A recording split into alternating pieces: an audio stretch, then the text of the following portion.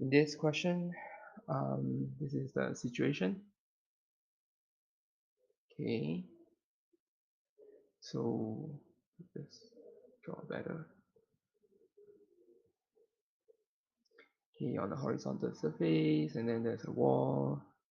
There are two blocks stacked on top of each other. Okay, and then the top one is attached to a string as attached to the wall. So this is block A, and then this is block B. Block B is being pulled to the left.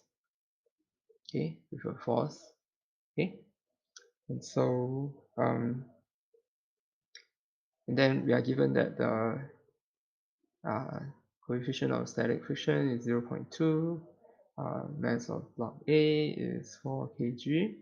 Mass of block B is 6 kg, right?